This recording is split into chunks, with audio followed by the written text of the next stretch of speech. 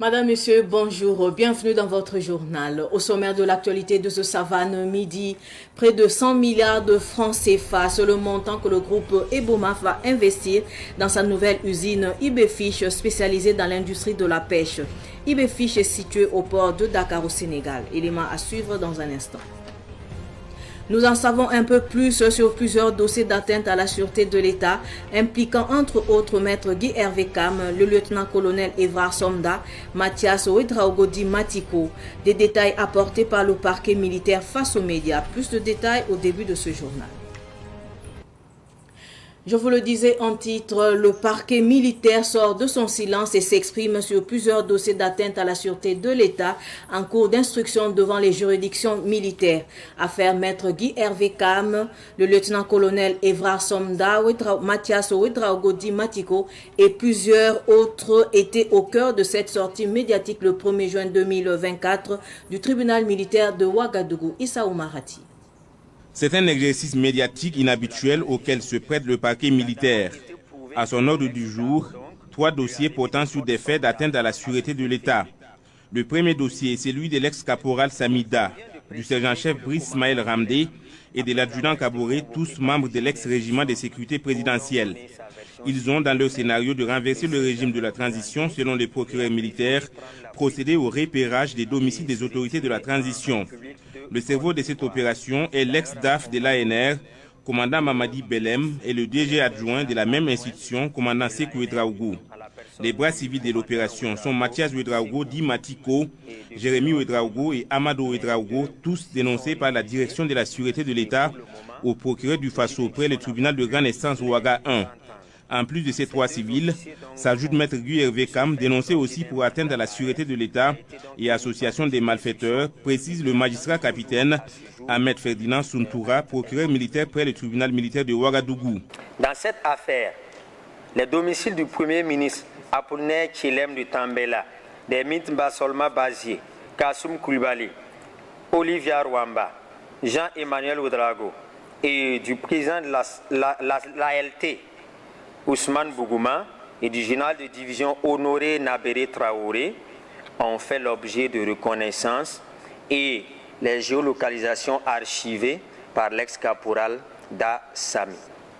Au cours de l'instruction, les informations faisant état de la participation d'auteurs civils au projet de déstabilisation de la transition ont conduit le juge d'instruction à mettre en examen suivant un réquisitoire supplétif du parquet donc, les nommés Ouedraogo Mathias, Ouedraogo Jérémy et Ouedraogo Amadou pour des faits de complot contre la sûreté de l'État et association de malfaiteurs le 11 avril 2024.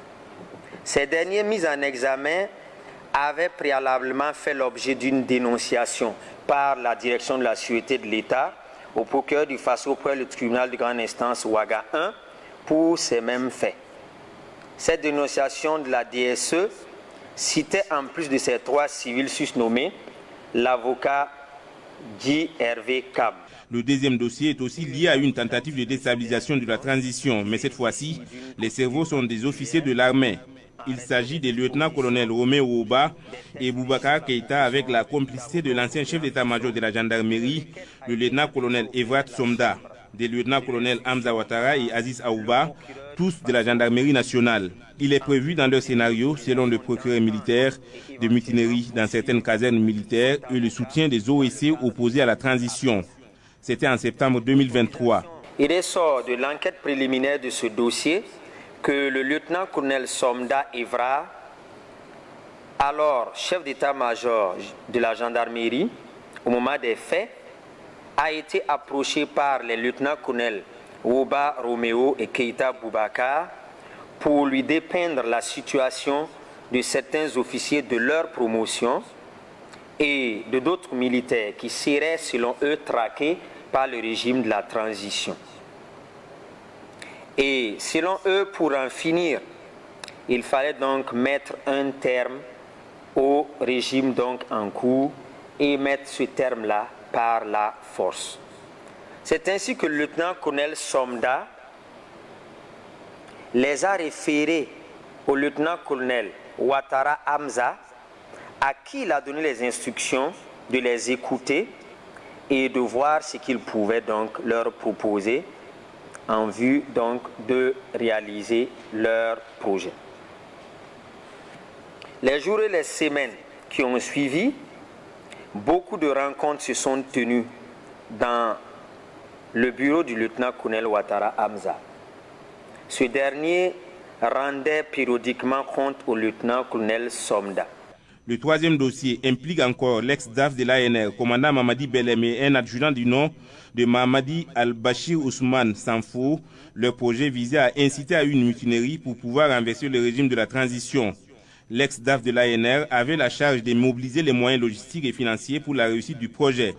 Le commandant Belem Mamadi, l'adjudant Sanfo Mamadi Al-Bashir Ousmane, en collaboration avec d'autres militaires et civils, ont reçu et ont conçu ensemble un projet d'incitation à une mutinerie dans les différentes casernes militaires dans le but de faciliter une atteinte aux institutions de la République. Dans le but donc de parvenir à leur fin, l'adjudant Sanfo Mamadi Al-Bashir Ousmane, en complicité avec M. Bissiande Jules, était chargé donc de cibler dans les différentes casernes les militaires favorables à leur projet. D'autres faits relatifs à un complot contre la sûreté de l'État ont récemment été dénoncés au parquet militaire et la procédure judiciaire suit son cours normal, rassure le procureur militaire. De son côté, l'association Les Ressarts, en collaboration avec l'artiste musicien Kezi, a tenu vendredi dernier la deuxième édition de la Grande Nuit du Patriotisme. Plusieurs actes forts ont marqué cette soirée. Les détails avec Sidiki Kabré. Sur la base de son engagement patriotique, le président de l'ALT, Dr Ousmane Bougouma, est fait super patriote de l'année 2023 de la Grande Nuit du Patriotisme. Un honneur pour l'Assemblée législative de transition qui reçoit ce prix. Je voudrais avant tout vous dire que son Excellence Dr Ousmane Bougouma, président de l'Assemblée législative de transition, a coutume de dire qu'il est non seulement un FDS, un VDP et un Ouaïen. C'est dire combien de fois le docteur Ousmane Bougouma est un patriote avéré, qui jour et nuit a coutume de nous dire qu'ensemble nous irons loin. Tous les Burkinabés sont patriotes, un et indivisibles. C'est ce qu'il a coutume de nous dire. Et il est vraiment à travers, je veux dire, que le docteur Ousmane Bougouma est satisfait aujourd'hui. Pour les organisateurs, cette soirée est un pari réussi. Alphonse Boussim, l'un des principaux organisateurs de l'événement, revient sur l'objectif d'une telle soirée. C'était d'impliquer le patriotisme au Burkinabé. C'était d'apporter un message fort à nos forces combattantes sur le terrain face à la situation que traverse notre pays. Alors c'était de montrer à ces forces combattantes-là que nous sommes derrière eux, même si nous ne sommes pas au front, nous les soutenons.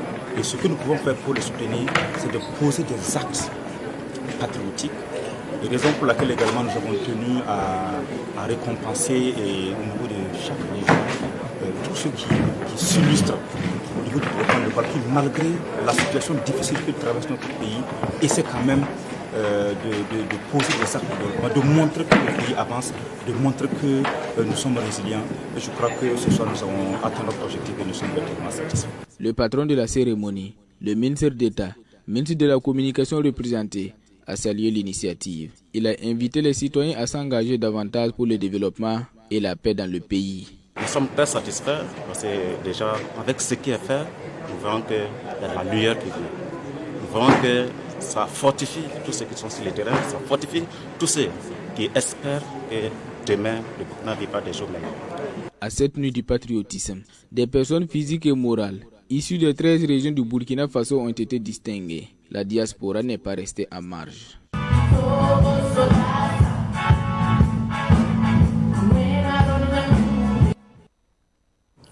Le mouvement pour le réveil de l'Afrique salue la tenue des assises nationales. Il est satisfait de la prolongation du mandat du capitaine Ibrahim Traoré. Abdoulaye Kinda nous en dit plus. Créé en 2023, le mouvement pour le réveil de l'Afrique MRA prône pour la paix, la cohésion sociale et le vivre ensemble. Il est membre de la veille citoyenne.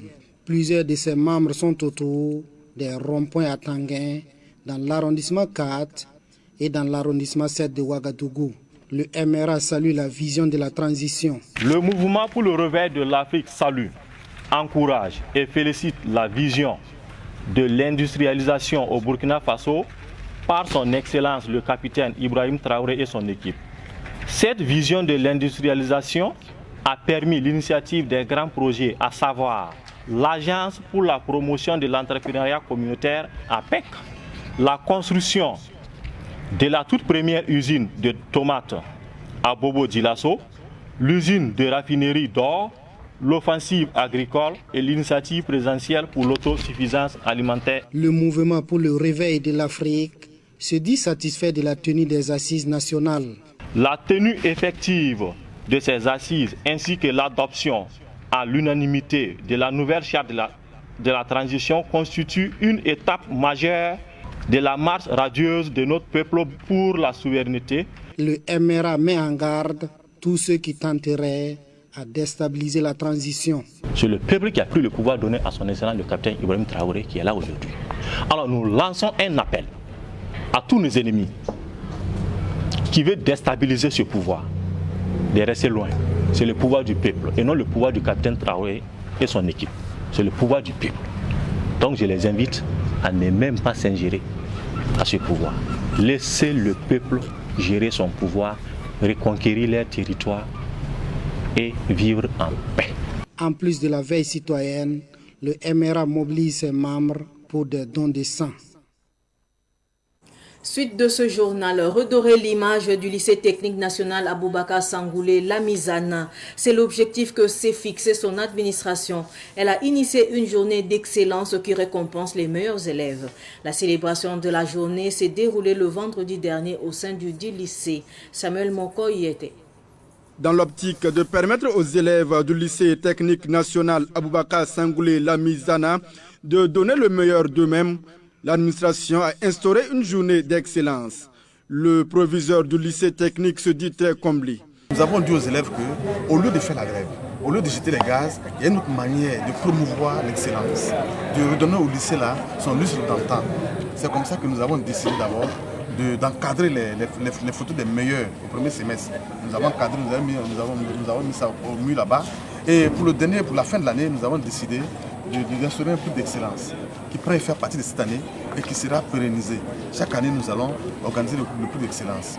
Nous avons espoir que cette année, vraiment, avec un peu de contribution de la part des élèves là, vraiment, nous serons agréablement surpris. Le proviseur du lycée technique national Aboubakar Sangoulé Lamizana peut compter sur ses élèves, parmi lesquels Issouf Sawadogo de la classe de terminale qui a obtenu 16,84 de moyenne. Je suis vraiment très content et honoré de ce présent qu'on m'a octroyé. Et concernant les moyens que j'ai mis en place pour aboutir à cette moyenne, ce sont les boss. L'amicale des anciens élèves du lycée ne s'est pas fait compter l'événement.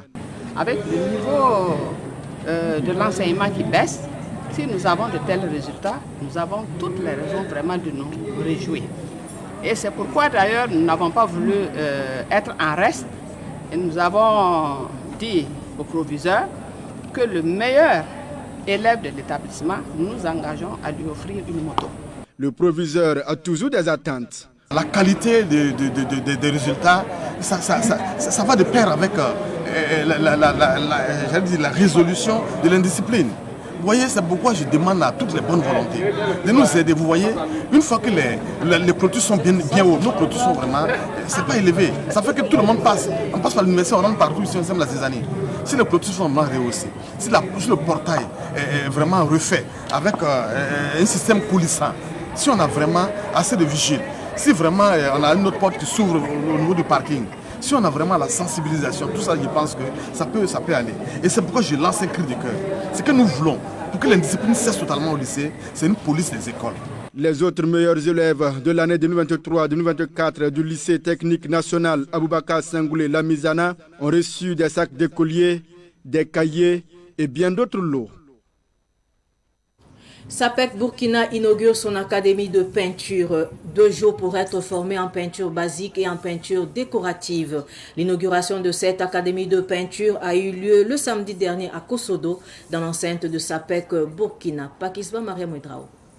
Désormais, les amoureux de la peinture, des décorations et les professionnels qui désirent renforcer leurs connaissances peuvent se former gratuitement à SAPEC Burkina. Le fait d'ouvrir cette académie aujourd'hui leur permettra surtout d'acquérir le théorique au pratique. C'est dans cette vision que la SAPEC émane certaines choses afin de leur donner un bagage intellectuel. Et il faut savoir également que cette académie est ouverte pour tous. Autant que pour les professionnels que pour les corps du métier. Les peintres reçoivent des formations gratuites et repartent éventuellement avec des kits qui vont leur permettre de démarrer directement et insérer leur premier chantier. Et il y a un appui technique qui va avec. Il y a des professionnels qui ont été formés en Afrique du Nord, en Europe, afin de pouvoir répondre aux besoins burkinabés. La formation s'étend sur 2 jours avec une attestation de formation à l'appui.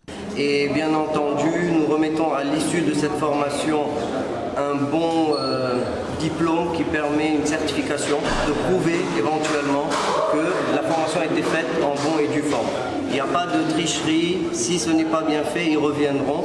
Et également aujourd'hui, le fait que ces peintres soient également formés ici, ça leur permet d'avoir plus de poids lorsqu'ils se présentent en mettant un devis, en voulant prendre un nouveau chantier, quelle que soit l'ampleur du travail. Pour les partenaires de SAPEC Burkina, cette formation est la bienvenue et va booster leurs activités. Avec une dizaine d'années de collaboration ensemble, ils parlent d'autres volets que l'argent, vraiment, surtout du côté social, vraiment c'est une bonne initiative pour nous. De prime abord, ça va apporter d'abord de l'emploi pour certains jeunes, et puis sur le plan commercial aussi, on pense que ça va booster nos ventes aussi. L'inscription pour prendre part à la formation se fait sur la page Facebook de SAPEC Burkina. Bientôt, une académie de peinture verra le jour à Bobo Dioulasso, selon le directeur général de SAPEC Burkina, Ryan Moukadem. Nous parlons musique à présent. Les rideaux sont tombés sur la 11e édition des FASO Music Awards FAMA, une édition qui s'est tenue du 29 au 31 mai dernier à Ouagadougou. L'artiste musicien Alif Naba a été distingué FAMA de l'année. Le compte rendu de cette soirée avec Madinatou Edrao.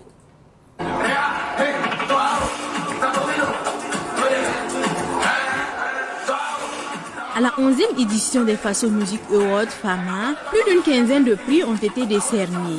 7 prix spéciaux et 8 prix principaux. Alif Naba, en plus d'être le FAMA du meilleur producteur de spectacles avec son festival Rencontre musicale africaine Réman, a été sacré FAMA de l'année. Alif Naba. Alif Naba, FAMA de l'année, FAMA 2024. Il exprime ainsi sa reconnaissance au comité d'organisation et dédie ses trophées à tout le peuple burkinabé. Je suis très ému. Merci au comité d'organisation des FAMA. Je voudrais dédier donc ce prix à toute mon équipe qui travaille, tous les bénévoles qui travaillent sur les REMA, et très singulièrement dédier ce prix à tous les enfants burkinabés qui, dans cette période difficile de notre pays, sont seuls et traversent des moments difficiles. Donc c'est un moment en même temps de joie, je suis heureux, mais en même temps c'est un moment où je récupère le plus pendant qu'il y a une situation spéciale dans notre pays. Basile Sama, journaliste à FASO 7, un journal en ligne, a été sacré journaliste culturel au FAMA. On est très fiers de ce trophée, parce que ça vient couronner un travail abattu depuis des années. Et ensuite, ça vient montrer aussi la force du travail d'une équipe, parce que ce prix, c'est un prix de Basile Sama, mais derrière, il y a toute une équipe qui travaille chaque jour pour que la culture ait sa place sur les colonnes de FASO 7. Youssef Ouedraogo, commissaire général des FAMA, a déclaré que cette édition placée sous le signe de la résilience est un succès. Oui, ouf, parce que c'est une édition qu'on n'avait vraiment pas pensé qu'on pourrait la réaliser au regard donc, du contexte dans lequel nous sommes, où les mécènes se font rares, les sponsors se font rares et l'esprit même de façon générale des Burkinabés n'est pas à la fête au regard donc de la situation dans laquelle nous vivons. Mais c'est un ouf parce qu'on a eu un public qui s'est mobilisé. Le parrain Youssef Slaoui, qui accompagne les FAMA depuis les premières éditions, apprécie les talents des différents domaines de la musique. La 11e édition des Faso Music Awards s'est tenue sous le thème « Diversité culturelle et intégration des peuples en Afrique ».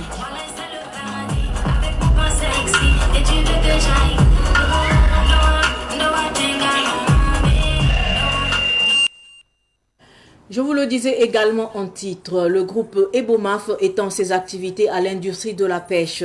Il va injecter environ 100 milliards de francs CFA dans sa nouvelle usine Ibefish intervenant au port de Dakar au Sénégal. Elle va employer bientôt entre 2000 et 3000 agents permanents et non permanents. Les précisions avec Samuel Moko. Le groupe Ebomaf a ajouté dans son escarcelle ce qui était connu jusque-là sous le nom de Africa Mer, société spécialisée dans la transformation des ressources halieutiques au port autonome de Dakar. Il lui a donné le nouveau nom de Ibefish, International Business Fish. Cette nouvelle acquisition introduit le groupe Ebomaf dans l'industrie de la pêche au Sénégal et dans le commerce des produits de mer partout dans le monde à partir de son comptoir d'Istanbul en Turquie. C'est de tout cela que le PDG du groupe Mahamoudou Bankungu en visite les 29 et 30 mai à Dakar a parlé, notamment dans son volet création d'emplois. Les études peut-être qui m'ont été présentées, le rapport des études préconisent d'employer entre 2000 et 3000 jeunes Sénégalais pour faire fonctionner l'usine. Ça peut dépasser ça, mais pour le moment, la quantité prévue varie entre 2000 et 3000, des permanents et des non permanents. L'usine Ibefish installée au port de Dakar au Sénégal va produire de la glace, de l'eau potable et des produits de mer grâce à des équipements solaires qui renforcent son caractère moderne et innovant. Il s'agit d'un projet très très moderne et qui va fonctionner par énergie solaire. Ça déjà c'est un atout considérable pour l'environnement. Ce projet va fonctionner par énergie solaire. À ma connaissance, les techniciens parlent de production de 2000 à 3000 kWh, ce qui permet de faire tourner l'usine. Ça c'est d'un. De deux, c'est un projet qui va produire à partir de l'eau de mer de la glace. Ce qui sous-entend qu'une grosse usine de transformation d'eau de mer, d'eau impure et d'eau salée en eau potable consommable. Et ça, c'est une innovation en Afrique ici. Et le troisième, nous allons à partir de cette usine transformer les fruits de la pêche, que ce soit le poisson, les crevettes, les fruits de mer. Nous allons les transformer aux normes internationales et la centrale de vente, la centrale internationale de vente située à Istanbul, et permettra de vendre les produits de la sous-région à travers le monde entier. Le groupe Ebomaf compte injecter environ 100 milliards de francs CFA dans cette usine selon son PDG qui s'appuie sur les évaluations techniques des experts. Et en matière de coûts, on n'a pas encore bouclé les dépenses, mais bon, un tel gigantesque projet, vous pouvez sans doute estimer les coûts à plus d'une centaine de milliards de francs CFA. Voilà, et nous formons, je suis avec ma fille, nous faisons en sorte que nos enfants aient quelque chose à faire et soient occupés. Et elle, aujourd'hui, elle est ici au Sénégal pour accompagner les jeunes Sénégalais pour l'aboutissement de ces gigantesques projets. Le PDG du groupe Ebomaf a donné rendez-vous en décembre 2024 pour dévoiler ses nouveaux chantiers panafricains.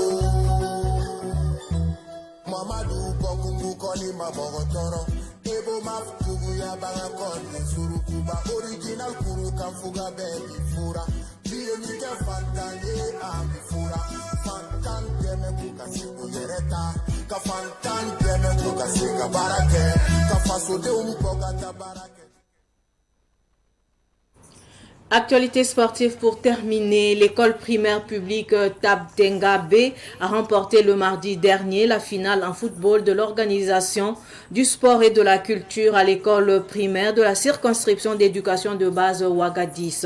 C'était sur le terrain de l'école d'Assasgo en présence de Ruben Wilson Kodjo. Cette finale mettait aux prises Wayalguin et Taptenga B. Wayalguin ouvre le score avant de courber le Chine 3-1 au temps réglementaire. D'où une joie immense pour la directrice de Taptenga B.